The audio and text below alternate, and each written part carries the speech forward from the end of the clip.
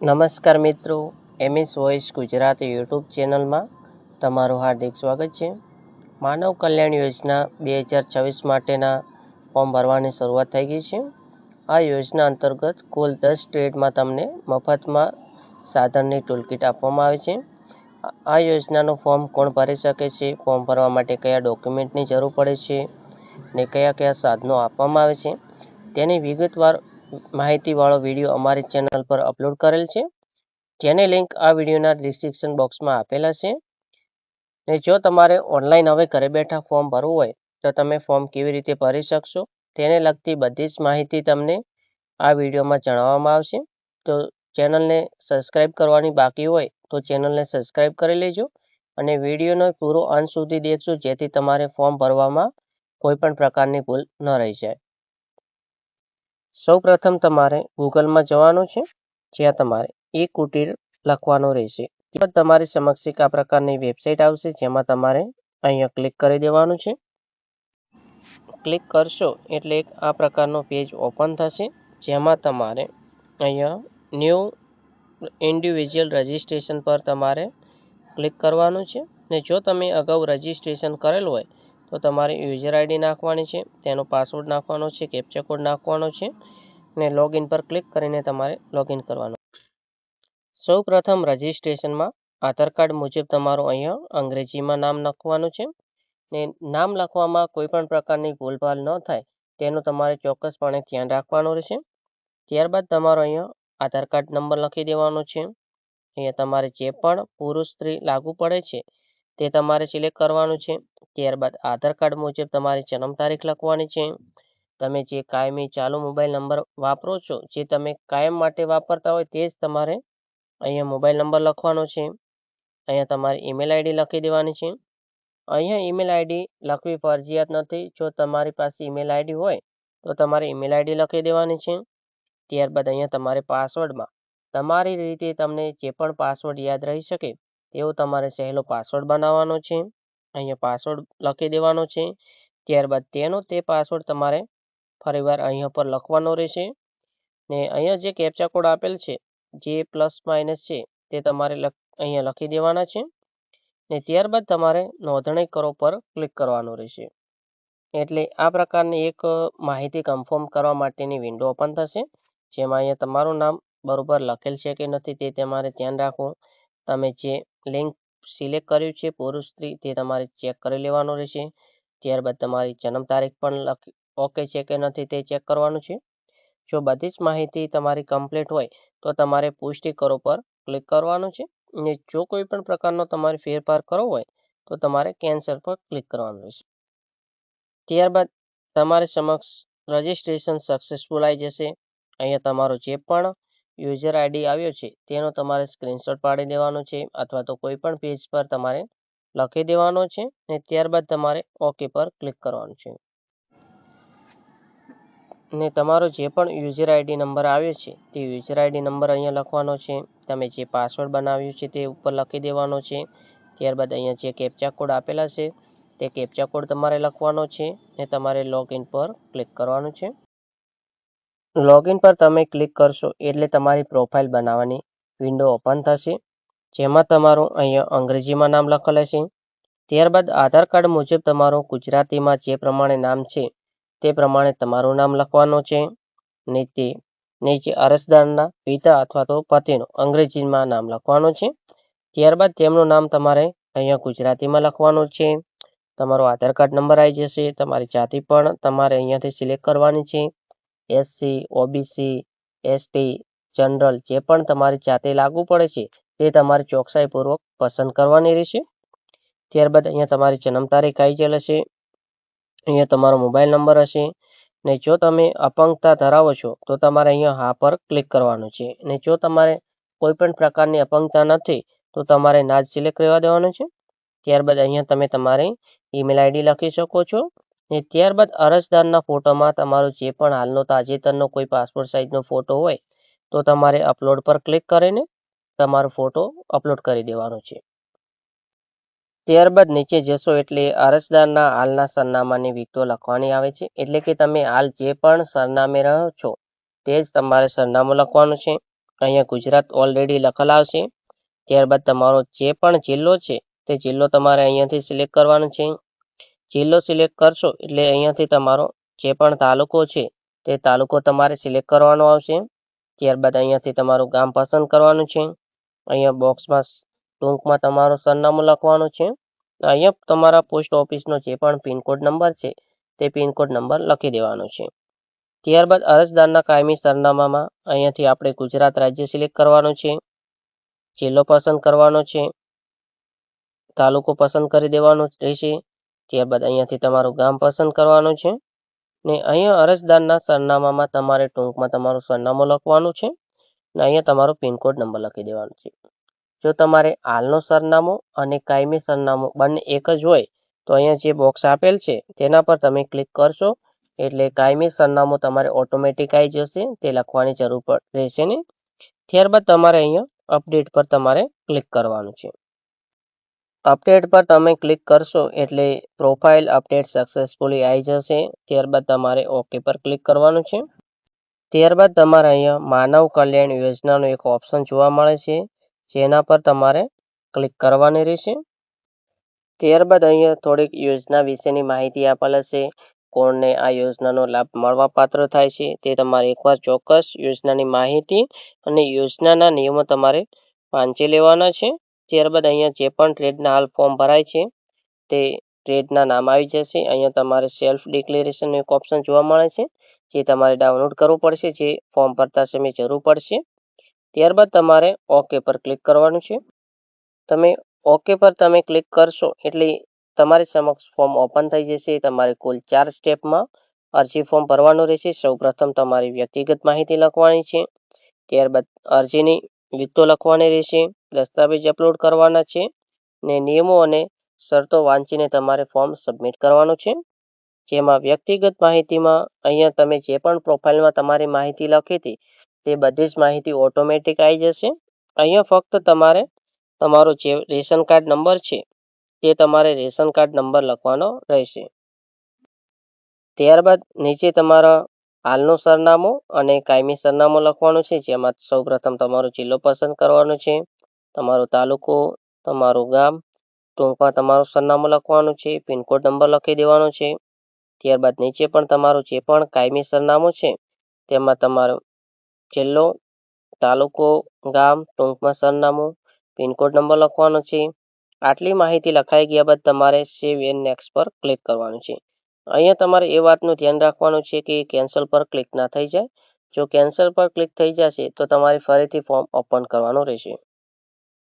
ત્યારબાદ બીજા નંબરના સ્ટેપમાં તમારે તમારા જે પણ વ્યવસાય સાથે તમે સંકળાયેલા છો તેની વિગતો લખવાની આવશે. સૌપ્રથમ તો તમારે ટૂલકિટ્સ પર તમે ક્લિક કરશો એટલે હાલ જે પણ ટૂલકિટ્સ માટેના ફોર્મ ભરાય છે તેનું અહીંયા લિસ્ટ આવી જશે. અહીંયા તમારે જે પણ ટૂલકિટ માટે અરજી ફોર્મ ભરવાનું છે તેના પર તમારે ક્લિક કરવાનું છે. ત્યારબાદ ટૂલકિટ સિલેક્ટ થઈ ગયા બાદ તમારે શૈક્ષણિક લાયકાત માટે તમારે અહીંયા પર ક્લિક કરવાનું છે. તમે જેટલો પણ અભ્યાસ કર્યો છે તે પ્રમાણે તમારે જે પણ લાગુ પડે છે તે તમારે સિલેક્ટ કરવાનું છે. ત્યારબાદ નીચે જશો એટલે તમારે માહિતી લખવાની આવે છે, જેમાં ગ્રામ્ય વિસ્તાર માટે બીપીએલ કાર્ડ, જો કોઈ પાસે બીપીએલ રેશન કાર્ડ હોય તો તેમને નંબર લખવાનો છે, અથવા તો બીપીએલ યાદીમાં જે પણ તેમનો સ્કોર છે તે સ્કોર લખવાનો છે. અહીંયા શહેરી વિસ્તાર માટે સુવર્ણ રોજગાર કાર્ડ છે, જે જો કોઈ પાસે હોય શહેરી વિસ્તારના લોકો પાસે તો તેનો નંબર લખી દેવાનો છે.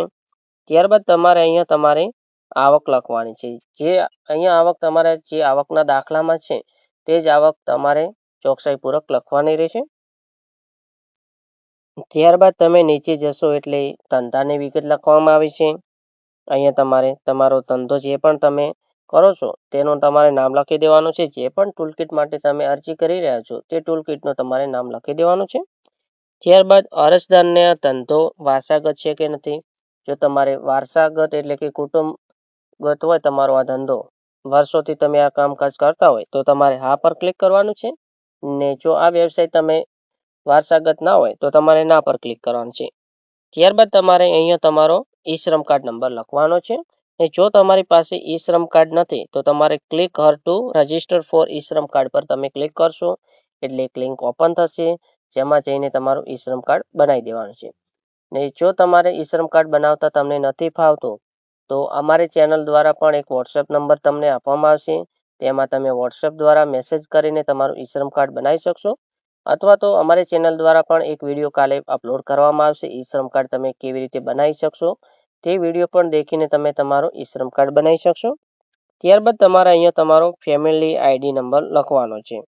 આ આઈડી નંબર જો તમારી પાસે હોય તો જ તમારે લખવાનો રહેશે, અથવા તો તમારે ખાલી જગ્યા રહેવા દેવાની છે. ત્યારબાદ અરજદારનો રેશન કાર્ડનો મેમ્બર આઈડી નંબર. આ નંબર તમને ક્યાંથી મળશે? તો આ નંબર માટે સૌપ્રથમ તો તમારે રેશન કાર્ડ તમારું ઓપન કરવાનું છે. રેશન કાર્ડમાં સભ્યોની વિગતો હશે, તેમાં તમે જે પણ અરજદાર માટે અરજી કરી રહ્યા છો તે અરજદારના નામની નીચે એક નંબર હશે, તે નંબર તમારે અહીંયા પર લખી દેવાનો છે. ત્યારબાદ તમારે અરજદારનો ક્ષેત્ર એટલે અરજદાર ગ્રામીણ વિસ્તારમાં રહે છે કે શહેરી વિસ્તારમાં, જે પણ લાગુ પડે છે તે તમારે સિલેક્ટ કરવાનું છે.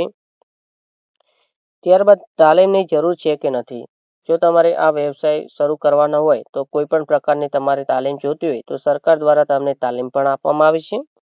ત્યારબાદ લોનની જરૂર છે કે નહીં. જો તમારે વ્યવસાય પહેલી વાર તમે શરૂ કરો છો અને કોઈ પણ પ્રકારની તમારે લોનની સહાય જોઈતી હોય તો તમારે હા પર ક્લિક કરવાનું છે. ત્યારબાદ નીચે રાજ્ય, જિલ્લો પસંદ કરવાનો છે, તાલુકો પસંદ કરવાનો છે, ગામ પસંદ કરવાનું છે, ટૂંકમાં તમારું સરનામું લખવાનું છે. અહીંયા તમારો પિનકોડ નંબર લખીને તમારે સેવ ઇન નેક્સ્ટ પર ક્લિક કરવાનું છે. ત્યારબાદ ત્રીજા નંબરના સ્ટેપમાં તમારે જે પણ ડોક્યુમેન્ટ છે તે ડોક્યુમેન્ટ તમારે અપલોડ કરવાના છે. સૌ પ્રથમ ડોક્યુમેન્ટમાં તમારું અહીંયા આધાર કાર્ડ અપલોડ કરવાનું છે. તેના માટે તમારે ચૂઝ ફાઇલ પર ક્લિક કરવાનું છે. તમારું આધાર કાર્ડ પસંદ કરવાનું છે. આધાર કાર્ડ પસંદ કરશો એટલે તમારું આધાર કાર્ડ અપલોડ થઈ જશે. ત્યારબાદ તમારા રેશન કાર્ડના પ્રથમ પાના તથા બીજા પાનાની તમારે નકલ અપલોડ કરવાની છે. અહીંયા તમારો રેશન કાર્ડ નંબર લખવાનો છે. ચૂઝ ફાઇલ પર ક્લિક કરીને તમારે તમારું રેશન કાર્ડ અપલોડ કરવાનું છે. ત્યારબાદ નીચે તમારે ઉંમરના પુરાવા તરીકે જન્મનો દાખલો, આધાર કાર્ડ, પાન કાર્ડ, ચૂંટણી કાર્ડ, શાળા છોડ્યા પ્રમાણપત્ર, આમાંથી કોઈ પણ તમે એક દાખલો અપલોડ કરી શકો છો. તેનો તમારે અહીંયા નંબર લખવાનો છે. ચૂઝ ફાઇલ પર ક્લિક કરવાનું છે ને તે તમારે અપલોડ કરવાનું છે. ત્યારબાદ એક સેલ્ફ ડિક્લેરેશન ફોર્મ પણ આવે છે, જે તમને કેવી રીતે ભરવાનું થશે, ક્યાંથી મળશે તે તમને વિડીયોમાં અગાઉ જણાવવામાં આવ્યું છે, અને તે કેવી રીતે ભરવાનું થશે તે પણ વિડીયોના લાસ્ટમાં તમને જણાવવામાં આવશે. ત્યારબાદ અહીંયા તમારો ઈ શ્રમ કાર્ડ નંબર લખી દેવાનો છે. ચૂઝ ફાઇલ પર તમારે ક્લિક કરીને તમારું ઈ શ્રમ કાર્ડ અપલોડ કરવાનું છે. ત્યારબાદ અહીંયા તમારે જાતિનો દાખલો અપલોડ કરવાનો આવે છે. સૌપ્રથમ જાતિના દાખલાનો તમારે નંબર લખવાનો છે. અહીંયા તમારે ક્લિક કરીને તમારો જાતિનો દાખલો અપલોડ કરી દેવાનો છે. ત્યારબાદ આવકના દાખલામાં તમને બે ઓપ્શન જોવા મળે છે, જેમાં સૌપ્રથમ ગ્રામ્ય વિસ્તારમાં બીપીએલનો દાખલો સ્કોર નંબર સાથે, અથવા તો શહેરી વિસ્તારમાં સુવર્ણ કાર્ડની નકલ, અથવા તો આવકનો દાખલો. અહીંયા તમને કુલ 3 ઓપ્શન જોવા મળે છે. જો કોઈ પણ લાભાર્થી બીપીએલમાં 0 થી 16 નો સ્કોર ધરાવે છે તો તેઓ બીપીએલનો દાખલો તલાટી પાસેથી લાવીને અપલોડ કરી શકે છે. તેઓને આવકના દાખલાની જરૂર રહેશે નહીં. ત્યારબાદ શહેરી વિસ્તારના લોકો માટે પણ સુવર્ણ કાર્ડ હોય છે. જો તેમની પાસે સુવર્ણ કાર્ડ હોય તો તેઓએ આવકના દાખલાની જરૂર રહેતી નથી. ત્યારબાદ જો તમારી પાસે આ બંનેમાંથી કંઈ ના હોય તો તમારે આવકનો દાખલો અપલોડ કરવાની જરૂર રહે છે. આવકના દાખલામાં તમારે મામલદારશ્રી, તાલુકા વિકાસ અધિકારી અથવા તો તમારી ગ્રામ પંચાયતના તલાટી કમ મંત્રીનો આવકનો દાખલો હશે તો પણ ચાલશે. ને આવકના દાખલામાં તમારી આવક મર્યાદા 6 લાખ કરતાં ઓછી હોવી જરૂરી રહેશે. ને જો તમારી આવક મર્યાદા 6 લાખ કરતાં વધુ હશે તો તમારું અરજી ફોર્મ કેન્સલ થશે. તમારો આવકનો દાખલો અપલોડ કરી દેવાનો છે. તમામ ડોક્યુમેન્ટ અપલોડ થઈ ગયા બાદ તમારે એકવાર ચેક કરી લેવાના છે કે તમે જે પણ ડોક્યુમેન્ટ અપલોડ કર્યા છે તે બરોબર અપલોડ થયા છે કે નથી. ત્યારબાદ તમારે અહીંયા સેવ ઇન નેક્સ્ટ પર ક્લિક કરવાનું છે. અહીંયા તમારે સાવધાનીપૂર્વક સેવ ઇન નેક્સ્ટ પર ક્લિક કરવાનું છે. જો તમે કેન્સલ પર અપલોડ કરશો તો આ તમામ ડોક્યુમેન્ટ તમારે ફરીથી અપલોડ કરવાની જરૂર પડશે. અરજી કરવા માટે તમારે એક આ પ્રકારનું અરજદારશ્રીનો એકરારનામું એટલે કે સેલ્ફ ડિક્લેરેશન ફોર્મ ભરવામાં આવે છે, જેમાં સૌપ્રથમ તમારે અહીંયા તમારું નામ લખવાનું છે, તમારું ગામ, તમારો તાલુકો, તમારો જે જિલ્લો છે તે તમારે લખવાનો રહેશે. ત્યારબાદ તમારી ઉંમર કેટલી છે તે લખવાનું છે. તમે જે પણ ટૂલકિટ માટે ફોર્મ ભર્યું છે તે તમે કેટલા વર્ષથી કામ કરો છો તેની સંખ્યા તમારે લખવાની છે. અહીંયા તમારે ટૂલકિટનું નામ લખવાનું છે. ત્યારબાદ અહીંયા તમારે જે પણ નિયમો આપેલા છે તે તમામ નિયમો વાંચી લેવાના છે. જે એમાં એ લખેલ છે કે તમારા કુટુંબના કોઈ પણ સભ્ય દ્વારા કે તમારા દ્વારા અગાઉ આ યોજનાનો લાભ લીધેલ નથી, ને જો તમે ખોટું ફોર્મ ભરશો કે ખોટી માહિતી આપશો તો તમારા પર કાયદેસરની કાર્યવાહી થશે. ત્યારબાદ અહીંયા તમારા સ્થળમાં ગામનું નામ લખી દેવાનું છે, તમારી સહી કરી દેવાની છે ને તમારી તારીખ લખી દેવાની છે. ત્યારબાદ ચોથા નંબરના સ્ટેપમાં તમારે નિયમો અને શરતોનો તમને એક ઓપ્શન જોવા મળશે, જેમાં અહીંયા જે પણ નિયમો આપેલા છે તે તમામ નિયમો તમારે વાંચી લેવાના છે. બોક્સ પર તમારે ક્લિક કરી દેવાનું છે ને સેવ ઇન નેક્સ્ટ પર તમારે ક્લિક કરશો એટલે તમારું અરજી ફોર્મ સક્સેસફુલી સબમિટ થઈ જશે. ત્યારબાદ તમારી સમક્ષ એક આ પ્રકારની નવી વિન્ડો ઓપન થશે, જેમાં થેન્ક યુ, ત્યારબાદ અહીંયા તમારું નામ આવી જશે ને નીચે તમારો માનવ કલ્યાણ યોજનાની અરજી તમારી નોંધાયેલ છે, એટલે કે સક્સેસફુલ તમારી અરજી થઈ ગઈ છે ને થોડા સમય પછી તમારી અરજી પર કામ ચાલુ કરવામાં આવશે. અહીંયા તમારો અરજી નંબર આવશે ને તમારી અરજીની પ્રિન્ટ પર તમે ક્લિક કરશો એટલે તમારો એક આ પ્રકારનો ફોર્મ ઓપન થશે, જેમાં તમારી માહિતી બરોબર છે કે નથી તે તમારે ચેક કરી લેવાની છે. ત્યારબાદ તમારે બેક જવાનું રહેશે. ત્યારબાદ અરજીની વિગતો અહીંયા તમને જોવા મળે છે, જેમાં તમારે અરજીની પ્રિન્ટ જો ફરીવાર જોઈતી હોય તો તમારે અહીંયા ક્લિક કરવાનું છે. ત્યારબાદ અરજદારનું નામ, અરજી નંબર, અરજી કઈ તારીખે કરી છે તે તારીખ, તમારો જિલ્લો, તમારો તાલુકો, જાતિ, તમારો જે પણ મોબાઈલ નંબર છે તે આવી જશે. ત્યારબાદ અરજીની કાર્યસ્થિતિ એટલે કે અરજીના સ્ટેટસમાં અહીંયા અરજી પર કામ ચાલુ છે તેવું આવતું હશે. જ્યારે તમારી અરજી મંજૂર થઈ જશે ત્યારે અહીંયા સ્ટેટસમાં તમારી અરજી મંજૂર થયેલ છે તેવું તમને જોવા મળશે. ને જો તમારો અરજી ફોર્મ રિજેક્ટ થશે તો અહીંયા તમારો અરજી ફોર્મ કયા કારણે રિજેક્ટ કરવામાં આવ્યું છે તેનું તમને કારણ પણ જોવા મળશે. તથા ફોર્મ ભરવા માટે અમારી ચેનલ દ્વારા પણ નવી સુવિધાઓ શરૂ કરવામાં આવી છે. જો તમને આ વિડીયો દેખ્યા બાદ પણ જો ફોર્મ ભરતા આવડતું નથી તો અહીંયા જે નંબર આપેલ છે તે નંબર પર તમે વોટ્સઅપ પર મેસેજ તમારે કરવાનો રહેશે. તમારી પાસે જે પણ ડોક્યુમેન્ટ મંગાવવામાં આવે તે ડોક્યુમેન્ટ તમારે મોકલવાના રહેશે ને તમારું ફોર્મ કોઈ પણ પ્રકારની ભૂલભાલ વગર તમને ભરવામાં આવશે. આજ સુધી જેટલા પણ ફોર્મ અમારી ચેનલ દ્વારા ભરવામાં આવે છે તેમાંનું એક પણ ફોર્મ રિજેક્ટ હજુ સુધી થયું નથી ને તેના માટે વહેલા તે પહેલાં તમારે આ નંબર પર તમારા ડોક્યુમેન્ટ મોકલીને ફોર્મ ભરાઈ દેવાનું રહેશે. ને વહેલો કેમ ફોર્મ ભરવાનું થશે તે તમે જો મને ફોર્મ ભરવા આપશો તો ફોર્મ ભર્યા બાદ અમે તમને જણાવશું કે વહેલા ફોર્મ ભરવાનું કારણ શું હતું. અહીંયા તમારે મોબાઈલ પર ફક્ત મેસેજ જ કરવાનો રહેશે, તમારે ફોન કરવાની જરૂર પડશે નહીં. તથા અમારી ચેનલ દ્વારા MS ઓનલાઈન સેન્ટર શરૂ કરવામાં આવ્યું છે, જેમાં અમારી કોઈ પણ ઓફલાઈન સંસ્થા નથી. ફક્ત તમે અમારા વોટ્સએપ નંબર દ્વારા તમે અમારો કોન્ટેક કરી શકો છો, જેમાં અમારી ચેનલ દ્વારા કઈ સુવિધા આપવામાં આવશે: કોલેજના એડમિશન ફોર્મ, સરકારી ભરતીના ફોર્મ, વિદ્યાર્થીઓને શિષ્યવૃત્તિના ફોર્મ, પાન કાર્ડને લગતું તમામ કામ, જેમાં નવું પાન કાર્ડ બનાવવું હોય, પાન કાર્ડમાં સુધારો વધારો કરાવવો હોય, પાન કાર્ડ ખોવાઈ ગયેલ હોય તેને લગતું બધું જ કામ તમને કરી આપવામાં આવશે. ડ્રાઇવિંગ લાયસન્સનું નવું ફોર્મ ભરી આપવામાં આવશે. જો લાયસન્સ ખોવાઈ ગયું હોય તો તેની પણ પ્રોસેસ કરી આપવામાં આવશે. આધાર કાર્ડની સુવિધાઓમાં ફક્ત તમને બે જ સુવિધા મળશે, જેમાં પ્રથમ તો તમે જો ઘણા સમય પહેલાં તમારું આધાર કાર્ડ કઢાવ્યું હોય અને પોસ્ટમાં તમારું આધાર કાર્ડ ન આવ્યું હોય તો આધાર કાર્ડ તમને ફરીવાર કઢાવી આપવામાં આવશે.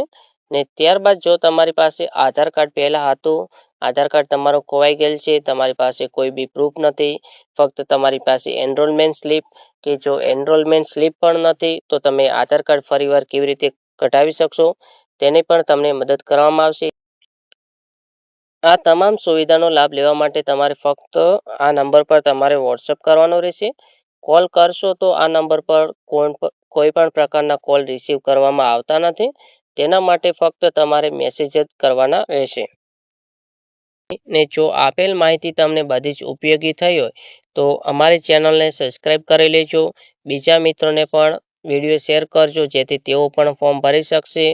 ને ચેનલની બેલ આઇકોન ઓન કરી દેજો જેથી આવનારી તમામ સરકારી યોજનાઓ, સરકારી ભરતી, તેની બધી જ માહિતી તમને અમારી ચેનલ પર મળી રહે. વિડીયો દેખવા બદલ આભાર.